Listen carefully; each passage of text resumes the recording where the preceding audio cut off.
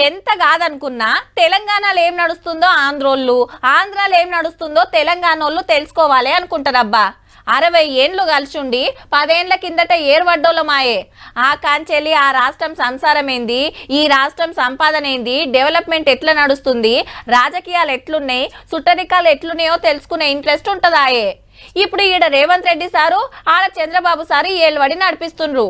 వీళ్ళ పంటనం గురించి ఇంకో పారి వివరంగా చెప్పుకుందాం గానీ ఇప్పుడు చెప్పుకోవాల్సింది గీ ఇద్దరు గురించుల్లా. పాత సీఎంల పంచనం ఎట్లున్నదంటే ఎర్రవెల్లి దాటని కేసీఆర్ సారు, తాడేపల్లి దాటని జగన్ సారు. తెలంగాణ అసెంబ్లీకి ఈ సారు దుమ్మాలు, ఆంధ్ర అసెంబ్లీకి ఆ సారు దుమ్మాలు. పెద్ద బాబును కలవాలంటే ఫామ్ హౌస్ కు పోవాలి, జగన్ బాబును కలవాలంటే ప్యాలెస్ కు పోవాలి. కాంగ్రెస్ కు ఓటేసి పబ్లిక్ మోసపోయినరని బీఆర్ఎస్ అధ్యక్షుడు, కూటమిని గెలిపి చాగమయ్యారని వైసీపీ అధ్యక్షుడు. ఎప్పుడు ఎలక్షన్ వచ్చినా పక్కా గెలుస్తామని ఇద్దరు ఎమ్మెల్సీల పోటీకి 2 పార్టీలు దూరము. ఈ పార్టీలకెళ్ళి ఎమ్మెల్యేలు జంపు, ఆ పార్టీలకెళ్ళి ఎంపీలు జంపు. ఇట్లా ఏది చూసినా ఒక్కతో వల్ల నడుస్తున్నట్టే ఉన్నది.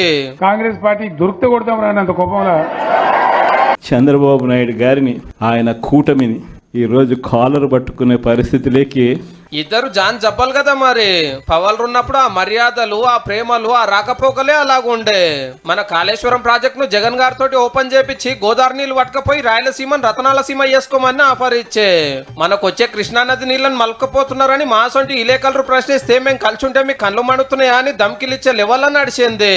10 ఏండ్లు మనసారు, 5 ఏండ్లు ఆసారు జోరు చూపించి 100 సీట్లు ఎందుకు గెలవమని బీఆర్ఎస్, 175 సీట్లు ఎందుకు గెలవమని వైసీపీ ఓట్లకు ఇక మీరు ఏలింది సాలని ఏరే పార్టీలకు పవర్ ఇచ్చి పబ్లిక్.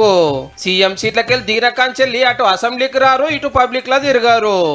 కరెంటు కోతలు మోపోయినాయి, ఇటు మంచినీళ్ళు సరిగొత్తలు, అడిగే నాతులు లేడు. ప్రతి వ్యవస్థ తిరోగమనం, ప్రజలకు అంతవరకు అందుతా ఉన్న ప్రతి పథకం రద్దు.